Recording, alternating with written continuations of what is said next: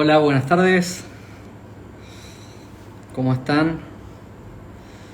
Bueno, este vamos a tener un vivo más a través de estas question and answer desde la Sociedad Argentina de Gastroenterología. En este caso, gastro y COVID, un año después, vamos a tener una charla con el doctor José María Remestroche desde México. Ahí creo que ya nos está enviando la solicitud.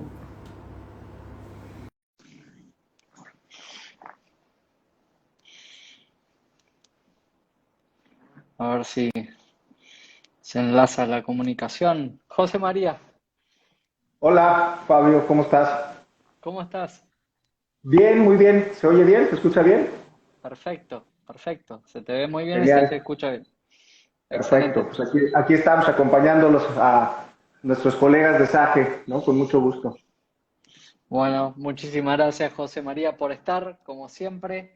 Eh, Permitime, primero te voy a hacer una pequeña presentación. José María es especialista en medicina interna y gastroenterología. Se egresó en el Instituto Nacional de Ciencias Médicas y Nutrición de Salvador Subirán, en Ciudad de México. Hizo su posgrado en neurogastroenterología en parte de la Universidad de Iowa.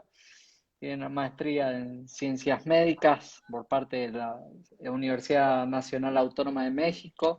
Actualmente es el director del Instituto de Investigaciones Médico-Biológicas de la Universidad Veracruzana, si no me equivoco. Es investigador nacional del Sistema Nacional de Investigadores de México. Es editor de la revista de gastroenterología mexicana, es miembro del comité editorial de revistas como Gastroenterology, Clínica Gastroenterology and Hepatology y de Acta Gastroenterológica Latinoamericana también, autor de 20 libros y más de 200 publicaciones en el área de gastroenterología. Así que, bueno, para nosotros es un verdadero honor contar contigo en este vivo, que la verdad que estamos abriendo un nuevo capítulo en lo que es la ciencia médica, ¿no? En el cual empezamos a andar cosas que hasta hace un tiempo eran absolutamente desconocidas, ¿no? Así que, bueno, bienvenido José María.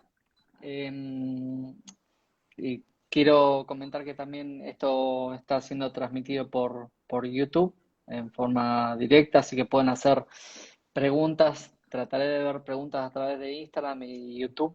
Y esto, bueno, nos permite, gracias al auspicio del laboratorio Argentia, @laboratorios.argentia. Así que, bueno, José María, muy bienvenido.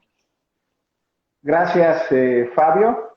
Gracias por la invitación. Creo que participar con ustedes siempre es un placer. Ahora con las nuevas tecnologías a raíz de la pandemia, curiosamente hemos estado muy cerca de ustedes desde hace algunos años, pero ahora más. Y tanto la Sociedad de Gastroenterología de México como SAGE y las asociaciones afines como CIDEMO, creo que hemos estrechado mucho los lazos a pesar de la distancia. Siempre es grato platicar con colegas, pares de otras partes de Latinoamérica y en especial con nuestros amigos argentinos que llevamos mucho tiempo en relación, la Asociación Mexicana de Gastro con ustedes. Y bueno, aquí estamos todavía en medio de la pandemia, esperando que los siguientes meses, el siguiente año traiga un poquito de luz y nos volvamos a ver, pero aquí estamos para platicar contigo y con tus asociados, ¿no? Bueno, yo la verdad te tengo una sorpresa. Yo perdí la cuenta de cuántas veces viniste en Argentina, pero Uh -huh. ya te tenemos el documento nacional de identidad. Ah, No te lo pudimos dar por el entonces, tema de la pandemia, pero ya para la próxima. para ¿Sí? la próxima, con mucho gusto. Seguro que sí, viceversa. Aquí trabajamos las visas de los amigos argentinos cuando se necesite, ¿no? Pero sí, es entrañable y todo el grupo de SAGE desde hace mucho tiempo es una comunidad médica, científica muy reconocida y con gusto estaremos los mexicanos apoyando a nuestros amigos argentinos y viceversa. Entonces, pues nada, seguir adelante y estrechando lazos, ¿no? Ahora de forma virtual. Excelente. Bueno, fuimos armando una serie de preguntas que van a transcurrir a lo largo de este vivo, cosa de tener un hilo conductor. Así que, José María, me gustaría preguntarte qué tan frecuente es el COVID-19 en las manifestaciones gastrointestinales. Fíjate que es una muy buena coincidencia esta fecha, porque leía yo anoche algún post y algún Twitter de Brennan Spiegel. Brennan Spiegel es el editor actual de la American Journal of Gastroenterology, que él el año pasado, ayer el año pasado, por primera vez publicaba en la revista Roja una carta al editor haciendo pues mucho énfasis en que lo que se estaba viviendo en enero y febrero del 2020 en Asia y en los primeros países de Europa donde pega el SARS era que probablemente la manifestación digestiva era algo que nos iba a tocar ver. Y en esa carta al editor, en ese brief communication, él lo pone ayer y hace mención de que desde el inicio se empezó a reportar que entre el 30 y 40% de los pacientes que se infectaban con SARS-CoV-2 iban a tener una manifestación digestiva inicial, ¿no? Y lo empieza a trabajar muy bien a través de diversos medios y las series de casos empiezan a revisar retrospectivamente que efectivamente de forma inicial un 30-40% de los pacientes iban a debutar con manifestaciones gastrointestinales. Creo que esa alerta o esa alarma hizo que rápidamente la comunidad de gastroenterología estuviera alerta. Nos recordó mucho, por ejemplo, algunas infecciones virales como rotavirus, que sabemos que los pródromos se pueden confundir con infecciones de vías respiratorias, y empezar a acelerar mucho la casuística. Empiezan a tratar de ver cómo se comporta esto en los Estados Unidos. Las primeras series, las series chinas, reportan 30-40% de manifestaciones gastrointestinales. En Europa es un poquito menor, pero cuando llega al continente americano, nuevamente aparecen simultáneamente dos estudios grandes, uno en la costa este, el grupo de Nueva York, que reporta 20-30% de pacientes con COVID van a iniciar con una manifestación digestiva. Se replica un poquito la casuística en California, y nosotros rápidamente empezamos a hacer como esta alerta de cuidado con las manifestaciones gastrointestinales, porque nos tocó verlas, lamentablemente muchos colegas gastroenterólogos en esta duda pues se infectaron. Yo me quedaría con esa cifra de 1 de cada 3, 1 de cada 4. Bastante alto. Eh, ¿Cuáles son esas manifestaciones, José María? Fíjate que lo más común, y ya revisando series de datos retrospectivas, ahora las series prospectivas en diversas partes del globo, probablemente la manifestación digestiva inicial, que como gastroenterólogos nos hizo pensar en esto, era la diarrea, ¿no? Una diarrea aparentemente de tipo secretor, líquida, 5 o 6 evacuaciones en promedio, con una duración de 2 o 3 días, acompañada evidentemente del episodio febril, náuseas, aparecen algunas manifestaciones, algunos lo consideran digestivos, otros como constitucionales, la anorexia, la falta de apetito, la odinofagia, el dolor abdominal. Yo me quedaría con estas manifestaciones gastrointestinales que probablemente el año pasado, para marzo y abril, andábamos ahí buscando algún rotavirus, alguna toxina, y acabamos dando cuenta que no. Pero hay otra que es de nuestra área, que son las alteraciones de las pruebas de funcionamiento hepático. Y esto, en las series iniciales de China, se reporta que más o menos un 30-40% de pacientes tenía estas alteraciones, básicamente transaminasemia, niveles no muy elevados, pero por arriba de 3-4 veces su valor normal, y un poquito hay un patrón colestásico leve. Me parece que esto en su momento, incluso las alteraciones hepáticas, las primeras series, las series chinas, hablan de una mayor mortalidad, eran pacientes que llegaban más enfermos, con mayor probabilidad de ir a terapia intensiva e incluso de tener enlaces fatales. Y cuando empieza a suceder lo mismo en otras partes del mundo y empezamos a vigilar alteraciones de las pruebas de función hepática, las cifras son las mismas. Yo lo menciono mucho de manera inicial, eh, porque en el contexto latinoamericano después hubo un poquito de contaminación en muchas intervenciones terapéuticas que seguramente lo que hicieron fue alterar las pruebas de función hepática o utilizar antibióticos de forma un poquito indiscriminada, y a lo mejor muchas de esas alteraciones iniciales fueron efectos de las intervenciones. Pero básicamente me quedo con esas: la diarrea, la náusea, el vómito, el dolor, que se autolimita, esto sí es importante decirlo, y por otro lado las alteraciones de la función hepática. Bien, ¿hay algún síntoma residual que haya tenido, digamos, en pacientes que ya tuvieron COVID? Los pacientes que Fíjate, queden con alguna alteración o que uno interpreta como una disbiosis o algo por el estilo.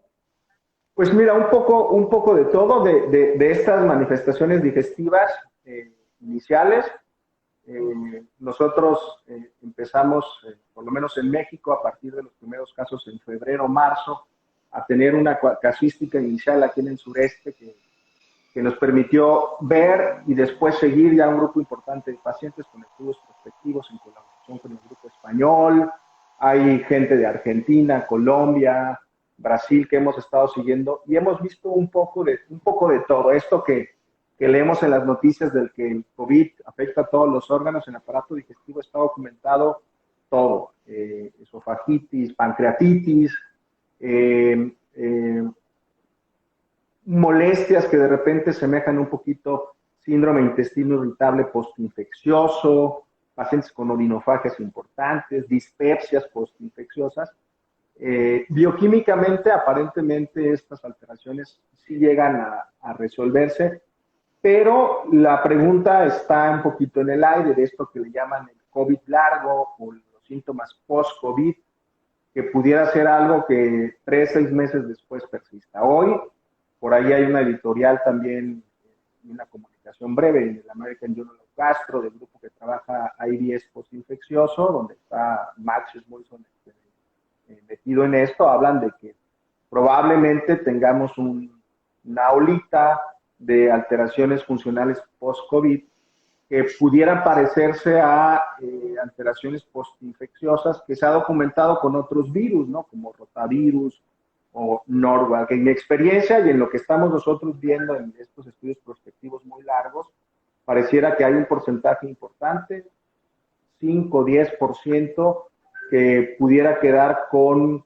dolor, distensión abdominal y dispepsia. Curiosamente, una de las cosas que pues no está bien decirlo, pero contaminó un poco todo esto fue las intervenciones no aprobadas para el manejo del COVID. En México hubo un boom tremendo, primero con cloroquina y después con dióxido de cloro, por ejemplo, que nos ha tocado ver alteraciones como esofagitis, gastritis, donde uno piensa si realmente es el virus o esa intervención. Recordar también que en algún momento, como parte del tratamiento, se utilizó acitromicina, ceftriaxona, tratando de evitar que hubiera una sobrepoblación o neumonía adquirida, y seguramente mucho de lo que vemos es disbiosis secundaria. Ya hay evidencia de esto, de una disbiosis secundaria a COVID. ¿Qué tanto es COVID o qué tanto es la intervención? Es algo que el tiempo nos dirá, ¿no? Excelente. Bueno, ¿por qué crees que afecta el tracto digestivo el SARS-CoV-2? Fíjate que hoy, tanto de las manifestaciones gastrointestinales como de las manifestaciones hepáticas, pues hoy, a un año de distancia, hay ya mucho conocimiento. El primero de los mecanismos es que rápidamente recordamos que el SARS se une al receptor de AC2 de la enzima convertidora de angiotensina, y pues resulta que el tracto digestivo es muy rico en este tipo de receptores. Desde la cavidad nasofaríngea, esófago, intestino delgado, es muy rico en receptores AC2.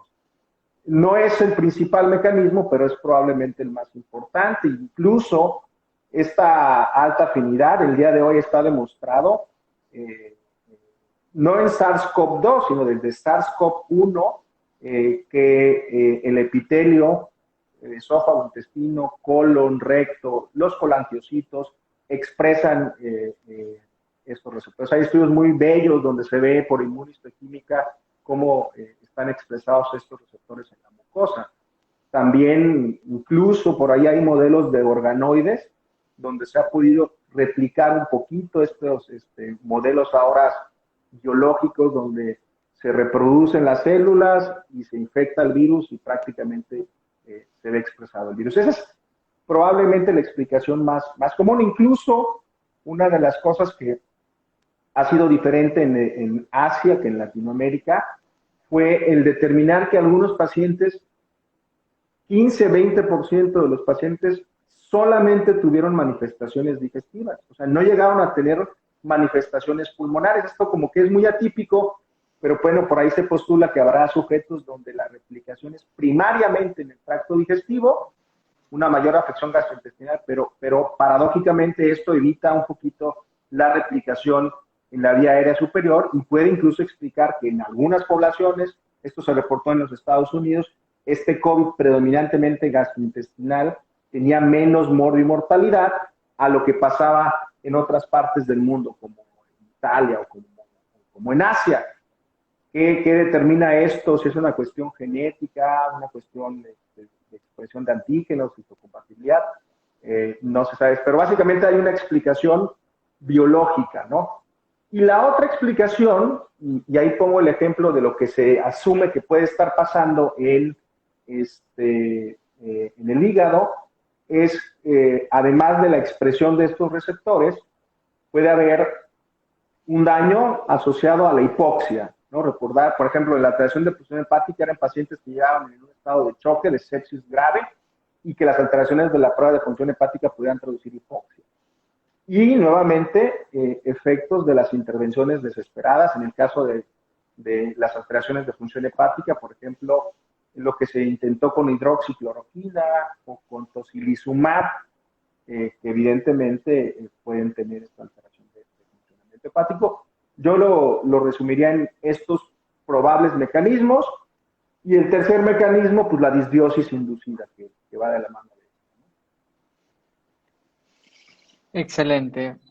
A ver, ¿crees que predice mortalidad o mayor severidad manifestaciones gastrointestinales con el SARS-CoV? Pues lo mencionaba porque curiosamente parece que lo que vemos en Europa y en Asia, hay un estudio multicéntrico que lidera Enrique de Madariá en España, con diversos países, incluso de Medio Oriente. En ese estudio de pacientes hospitalizados, más de 900 pacientes hospitalizados, sí se encontró que las alteraciones de funcionamiento hepático, muy parecido a lo que se veía en China, iba acompañado de mayor mortalidad. Curiosamente, con los mismos factores de riesgo de mortalidad. Hombres, obesos, alguien podrá decir, bueno, y a lo mejor el hígado graso tiene algún papel, con diabetes y síndrome metabólico coexistente. Quitando las alteraciones de función hepática, que yo diría de forma resumida, sí, tener alteraciones de la prueba de función hepática es un poquito más grave. El resto de las manifestaciones digestivas no necesariamente hablan de un peor pronóstico, ¿no? ¿Cuáles crees que son las implicancias digestivas en el post-COVID? Muchas en el sentido de que ahorita ya habíamos platicado un poco de lo que puede ser la disbiosis, ¿no? La disbiosis inducida, y que esto pudiera dar un síndrome de dispepsia post-COVID, intestino irritable post-COVID, pero creo que también la afección psicológica, la afección emocional, me parece que es algo que ha pegado muy fuerte en nuestros pacientes con enfermedades digestivas. Yo no sé en la Argentina, pero en México, nuestros pacientes con síndrome de intestino irritable, sobre todo los funcionales, con dispepsia funcional, el confinamiento que en México ha sido muy largo, ¿no?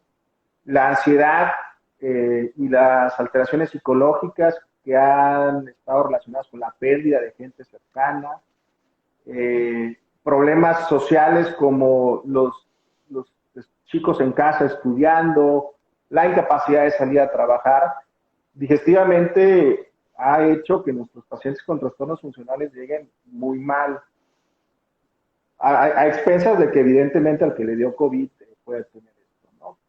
Incluso ha cambiado muchas conductas.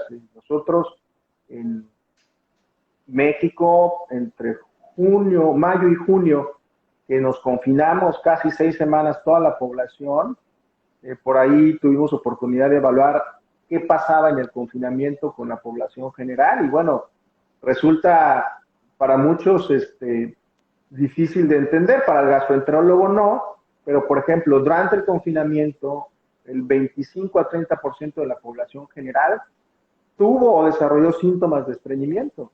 ¿Por qué? Porque dejó de hacer ejercicio, ¿no? Porque dejó de tener una alimentación rutinaria, dejó de tomar agua y estos pacientes no es necesariamente el COVID, pero lo que acompaña al COVID, que salen y de repente vemos sujetos que antes no eran estreñidos, ¿no?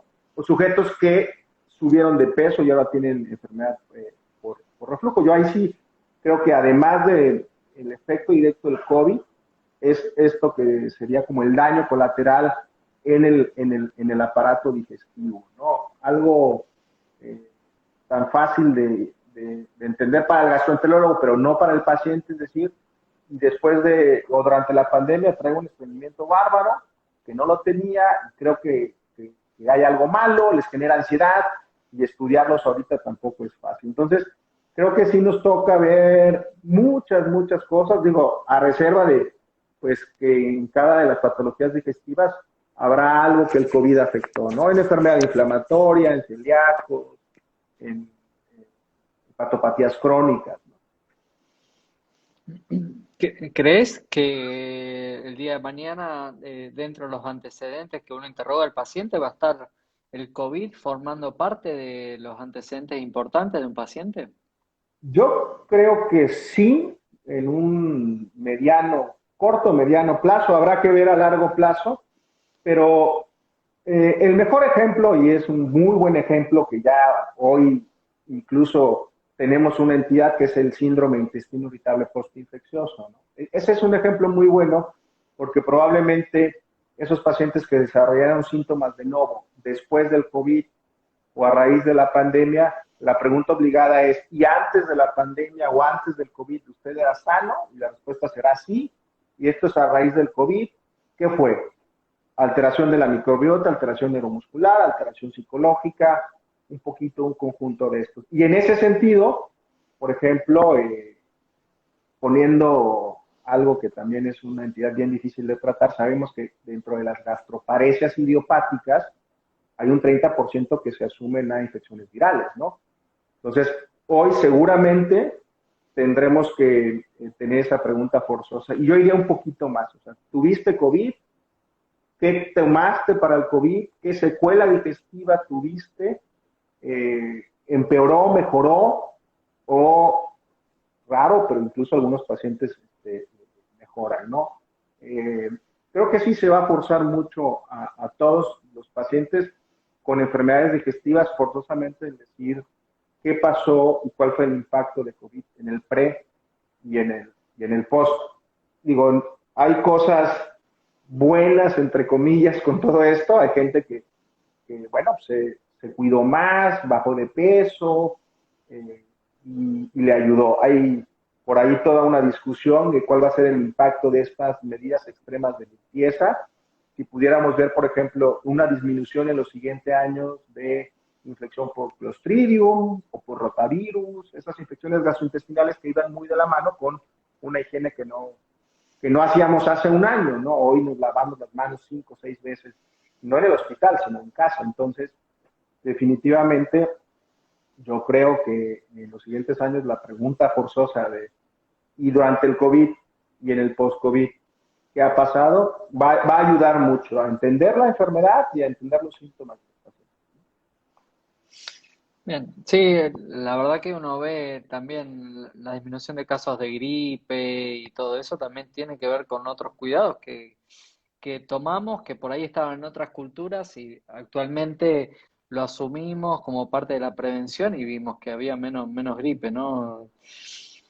Lo otro es la experiencia por ahí sin trabajo de investigación, pero ver realmente pacientes devastados emocionalmente que tenían otra forma de ser completamente distinta y asumen que están temerosos, que cambia su forma de ser, ¿no? Esto, la verdad que es va a ser un antecedente importante.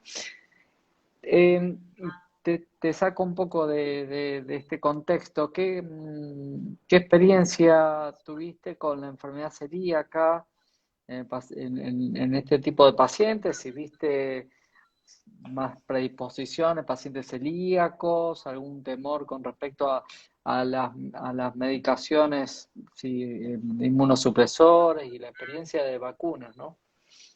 Fíjate que eso es algo que rápidamente, cuando ya estuvo muy claro que era una enfermedad que tenía una afección importante en el tracto digestivo, pues los grupos de interés se pusieron, como decimos en México, pilas a tratar de ver qué iba a pasar con enfermedad inflamatoria intestinal, hígado y específicamente enfermedad celíaca. Todos conocemos esta gran publicación que participó prácticamente toda Latinoamérica, el Secure Celiac, donde se hizo una database de más de 18,000 casos, preguntando a los pacientes celíacos que les daba COVID la evolución.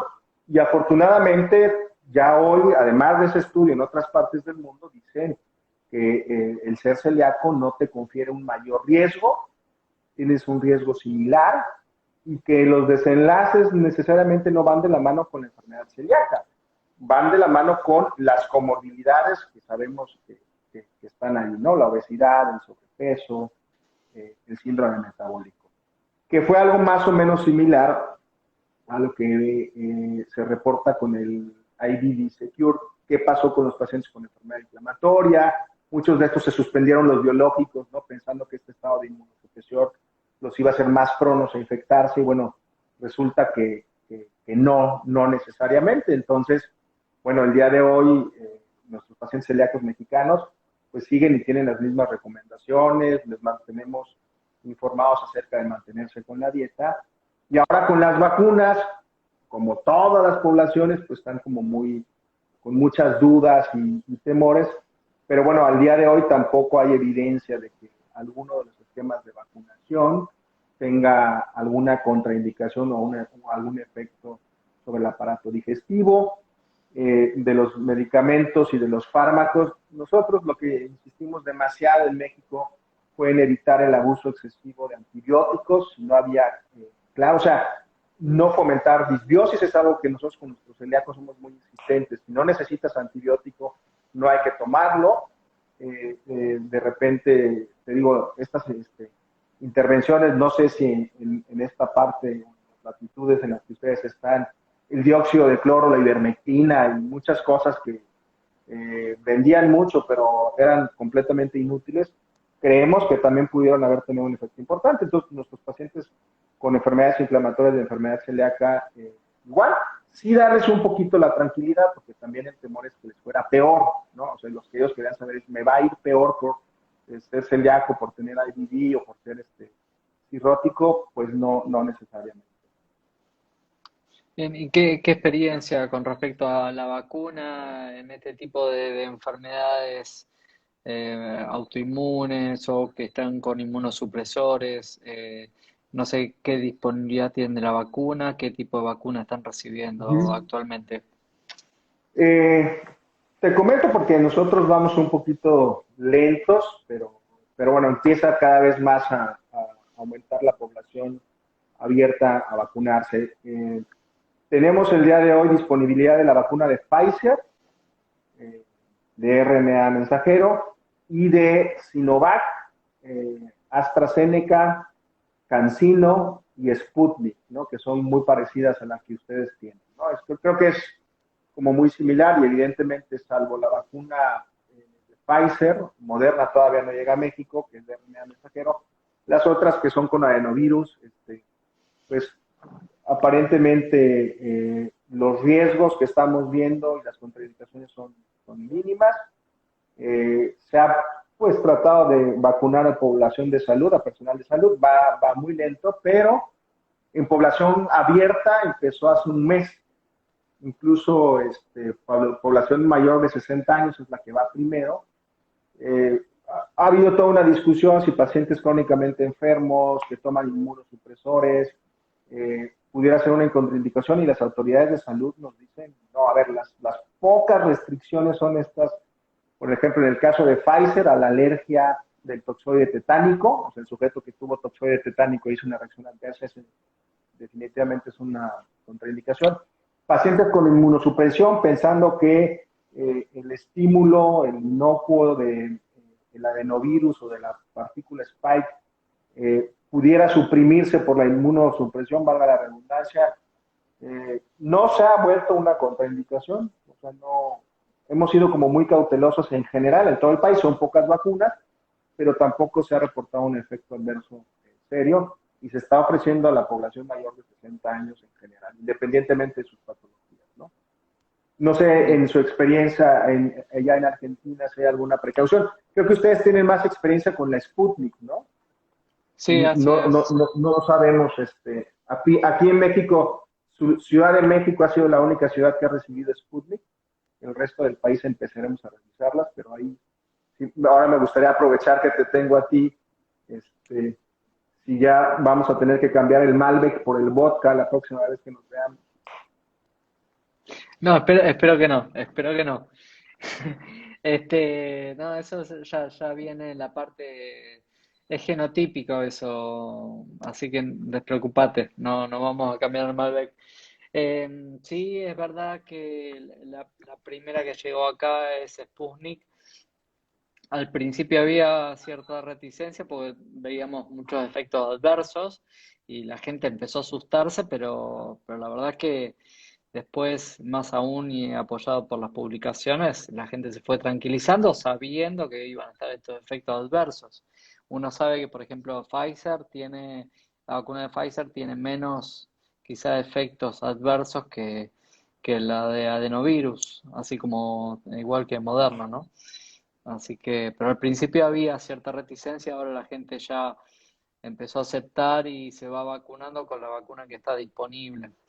Quizá la que más va y ven estuvo es la de Oxford, la de AstraZeneca, que entró y salió, ahora está suspendida aparentemente, ¿no? Uh-huh. Sí, sí, estamos igual. Bien.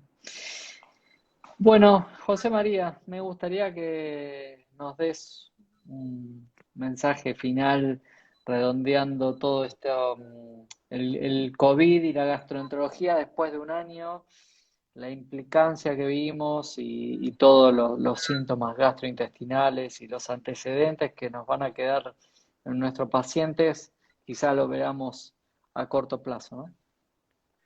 Yo creo que un mensaje así como para redondear es, pues mientras no se acabe de controlar la pandemia, pues como gastroenterólogos nos va a seguir tocando ver por lo menos que una tercera, cuarta parte de los pacientes con COVID van a debutar con manifestaciones digestivas, van a seguir llegando al consultorio por dolor, náuseas, vómito, y no tenemos que dejar caer la guardia ni bajar de la cabeza que el día de hoy ese cuadro infeccioso viral digestivo tiene que seguir pensando uno que es COVID hasta no demostrar lo contrario. Mientras no estemos en esa inmunidad de rebaño, nos va a tener que seguir tocando, ¿no?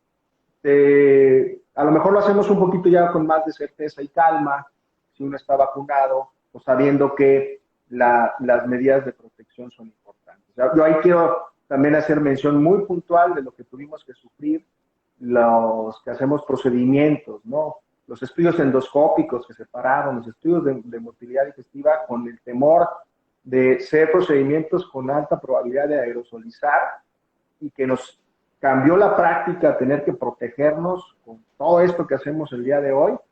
Creo que a un año después, las guías, las normas oportunas en su momento, asociaciones como la Mundial de Endoscopía, de Gastroenterología, Neurogastro, dijimos, cuidado, yo creo que eso salvó muchas vidas de colegas nuestros, lamentablemente, ojalá hubiera sido mucho antes, ¿no?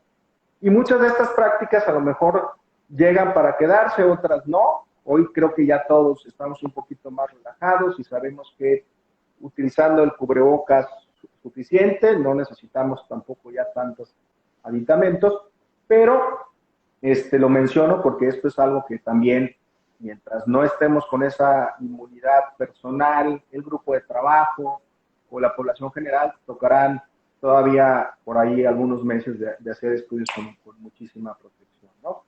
Y finalmente, pues estar un poquito como atentos acerca de qué es lo que viene en los siguientes meses, en el siguiente año, cuáles van a ser estas secuelas, a lo mejor es algo que le hemos prestado demasiada atención porque es lo que tocaba, pero de pronto resulte ser que todas estas alteraciones ojalá y puedan revertirse, ¿no?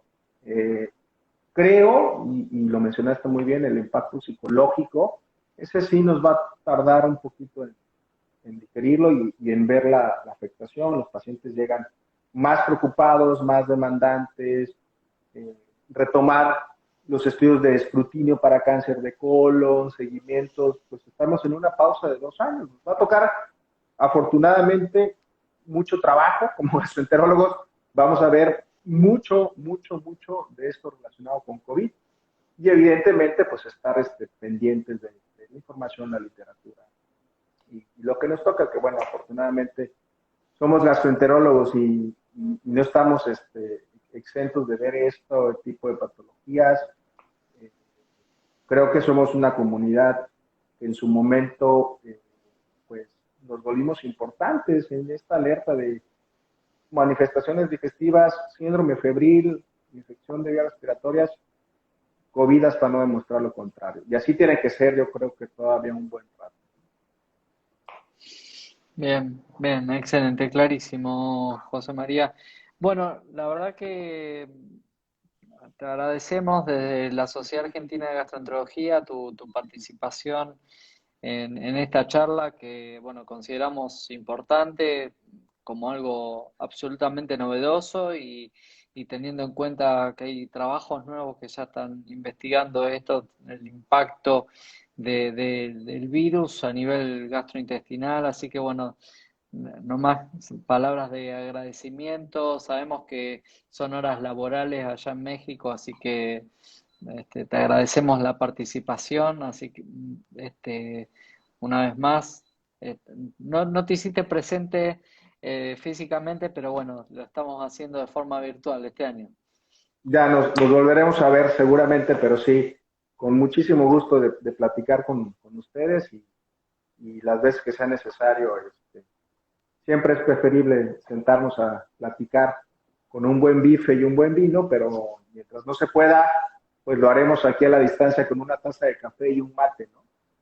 Excelente, excelente. Muy bien, Bueno, muy bien. Muchísimas gracias y otra vez más agradecer al Laboratorio Argentia por permitirnos esta jornada. Así que, bueno, José María, nos vamos a estar viendo y ojalá el año que viene ya sea presencial. encantado. Cuídense mucho. Chao. Hasta luego.